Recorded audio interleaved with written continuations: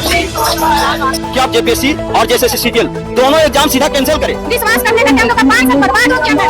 वो लोग बस अपना भाड़े का टट्टू को सीट में बैठा के बस उनसे खनिज संसाधन को लूट। चलिए, दिल्ली के प्रोटेस्ट का बहुत सारे पोस्टर्स वायरल हुए। हमारे राजधानी रांची में भी ऐसे बहुत सारे पोस्टर्स हैं जो बहुत सारी कहानियां बयां करती हैं। आइए इस पोस्टर की कहानी हम जानते हैं, क्या है ये और क्या। ये दरोगा बहाली है, 2008 का था और ये 2008 में बहाली का प्रक्रिया शुरू हुआ था और जाके 2012 में पूरा हुआ। इस बीच में बहुत सा खेल खेला गया। हम लोग बहुत उम्मीद थी सरकार से कि मेरिट पे होगा, लेकिन यहाँ पे मेरिट का गला घोट दिया गया।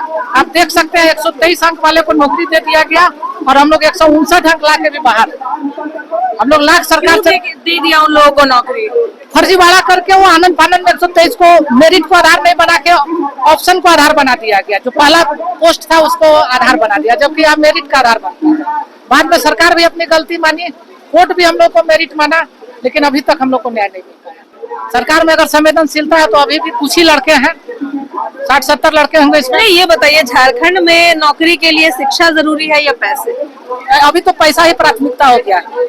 जिसके पास पैसा है उस समय 4 लाख रहता, 3 लाख हम लोग पास रहता, लोग भी आज इंस्पेक्टर। झारखंड सरकार तो कह रही है कि आप मुर्गी पालिए, बकरी पालिए, भैंस पालिए, तो क्यों नहीं सुन रहे हैं युवा? क्यों यहाँ ये प्रोटेस्ट कर रहे हैं? बोल रही है लेकिन बैंक जाइएगा तो बैंक आपको पैसा नहीं देगा। सब कुछ बिक रहा है ना। सरकार इसमें तो अगर मजबूती से काम करे, अपना जिम्मेवारी निभाए, तभी तो वो रोक पाएगी ना। वो ओपन छूट छोड़ दिया है, जिसको जो करना है कर लो पूरी तरह से। तो ये ओपन धर्मशाला बन गया यहाँ पर। देखिए उनके साथ अब ये बात उनको समझना चाहिए कि जब जांच की मांगे कर रहा है, लोग किसी तरह से यहाँ पर अपशब्द का इस्तेमाल भी नहीं कर रहा है, जागरूकता नहीं फैला रहा है कि सरकार आप इस्तीफा दो। कोई जांच जब करनी है तो आप ही पास ऑफिसर है ना, आप उनसे टाइट होकर क्यों नहीं करवा रहे हैं? जांच करे, दूध का दूध पानी का पानी हो जाएगा। मैम हम लोग 2022 से एलडीसी का तैयारी कर रहे हैं। 2022 में फॉर्म आया था, उसके बाद क्या होता है कि इसको रद्द कर दिया जाता है नियोजन नीति के कारण। जब रद्द कर दिया जाता है उसके बाद फिर से आता है 23 में और इसका फॉर्म 24 तक भराता है। उसके बाद 3 बार इसका जिक्र होता है कैलेंडर में, लेकिन अब तक जो एलडीसी का एग्जाम नहीं हुआ। और अभी कुछ दिन पहले सरकार क्या बोलती है कि हम एलडीसी एग्जाम को रद्द कर रहे हैं। क्यों कर रहे हैं? 5 साल हम लोग का क्या होगा? 5 साल में मैम सरकार बदल जाता है, लेकिन इन लोग बदलने का नाम नहीं ले रहा है। ये क्या है? हेड ऑफ एमएन भ्रष्टाचारी। देखिए, ना नौकरी मिली ना विकास हुआ, सिर्फ भ्रष्टाचार हुआ। साफ बात। इतना लोग से पूछिए किसको किसको नौकरी मिला। नौकरी मिलता तो ये लोग यहाँ नहीं रहता, नौकरी में काम करते।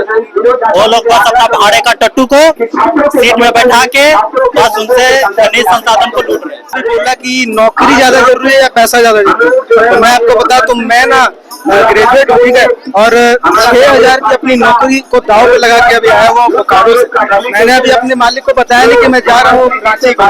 अब अगर यहाँ से मैं रिटर्न जाता हूँ, अब वो मुझे नौकरी पर रखेगा कि नहीं रखेगा इसकी कोई गारंटी नहीं। तो इससे ये साबित होता है कि पैसा मैटर नहीं करता। आप हमें नौकरी दे दो, हमारा जीवन अच्छा रहेगा। पैसे की जरूरत नहीं, हम खट के खा लेंगे। झारखंड के हम लोग कभी भी कहीं से भी खट के खाने जानते हैं। आप अगर जो है, हमको नहीं चाहिए नौकरी, अगर जो उस रैंक में है उसको नौकरी दीजिए। 81 सीट बहुत होती है झारखंड के लिए। झारखंड में 24 जिला है, अगर बांट देंगे हर एक जिले में 4-5 को विकलांग का नौकरी लग जाएगा। तो कितना ग्रेजुएशन ये जो डिग्री होता है हायर क्वालिफिकेशन का, तो जो हायर क्वालिफिकेशन जो डिग्रियां होते हैं वो तो विकलांग बहुत कम ही ले पाते हैं, क्योंकि उनको परेशानी है। तो हमारे जैसे वेल्ड क्वालिफाइड तो इधर घूमता नहीं रहता। कम से कम आप पारदर्शिता अगर करेंगे तो मेरा एक ही मांग है कि आप जेपीएससी और जेएसएससी सीजीएल दोनों एग्जाम सीधा कैंसिल करें।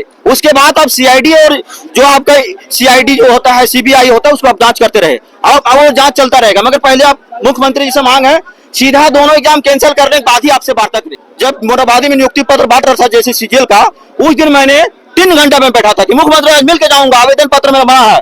मुख्यमंत्री सचिवालय से लेकर बना, मगर मुख्यमंत्री साहब मिलने नहीं दिया गया। वहाँ जो ओएसडी साहब है वो 4 दिन मेरे को नहीं मिलने दिया। लास्ट में सारे मीडिया चैनल में देखिए, फॉलो सभी में हम लोग दिव्यांगों ने अपना आह्वान किया।